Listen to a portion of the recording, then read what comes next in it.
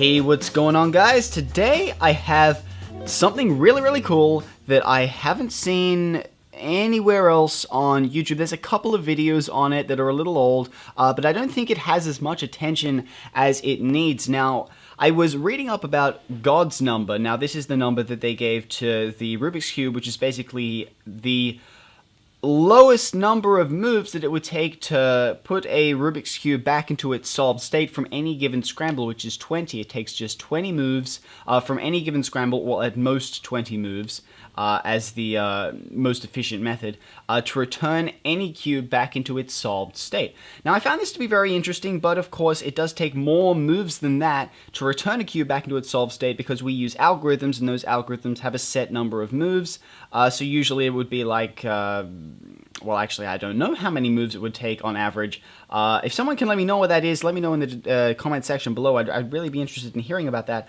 But I also found, after doing a little bit of digging, that it turns out these same people that figured out that it takes 20 moves to bring a Rubik's Cube back into its solved state from any given scramble, they also found an algorithm that can be applied to the Rubik's Cube on any angle, on any orientation of any scramble that will have the cube pass through its solved state.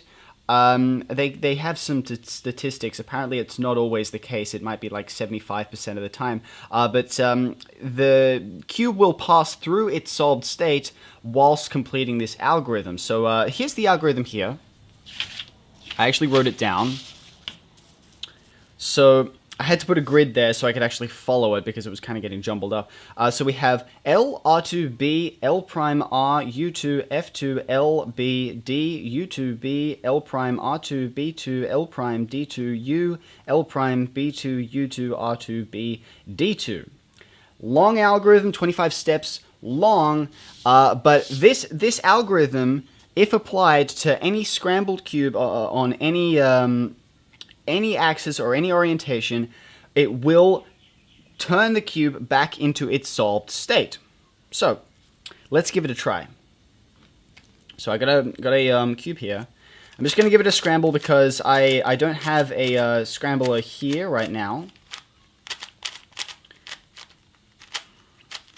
And I think that should be good enough. Alright, so let's just give this a try and see where it ends up. Okay, so let's try the algorithm. So let's do L, R2, B,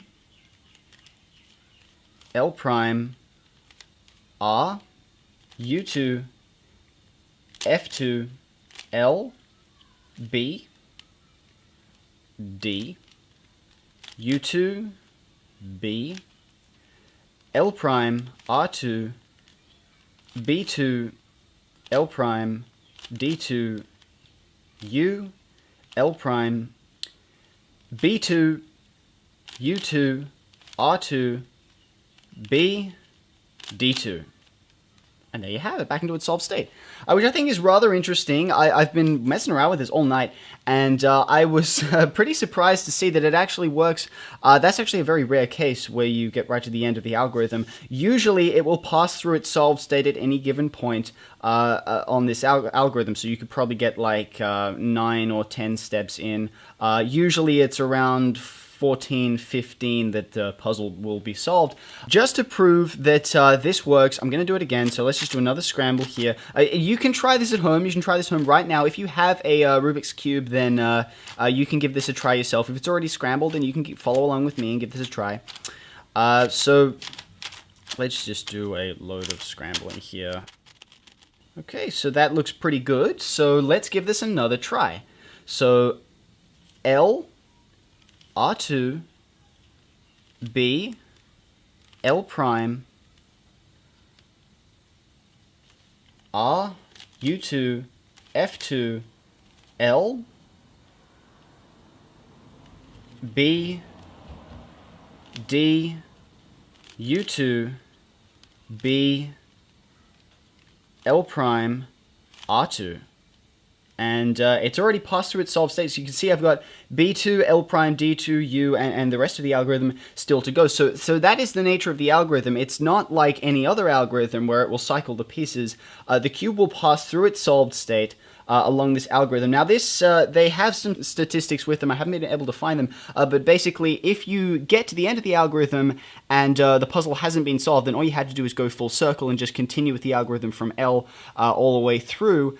And usually by the second time, sometimes it happens, you'll have to go through it a third time. But basically, if you just continue following this sequence, the cube will pass through its solved state whilst performing this algorithm. Okay, so the reason that it does this, I'm not entirely certain, but basically this algorithm has been built on statistics. Statistically, what is most likely to bring two pieces together? And this is just based on all of the other algorithms that are out there floating around today, all of the OLL, all of the PLL, all of the F2L algorithms.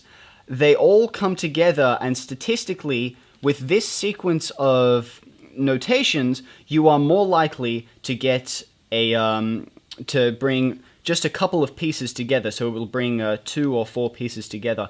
And the reason that it solves the puzzle is because at some point in this process, these clusters of pieces will line up into their solved state, which I think is rather interesting. Now, I don't understand the entirety of it. If you understand this more than I do, then please provide a detailed explanation below, because I am not, set up for explaining this kind of stuff. I don't have my head kind of wrapped around it.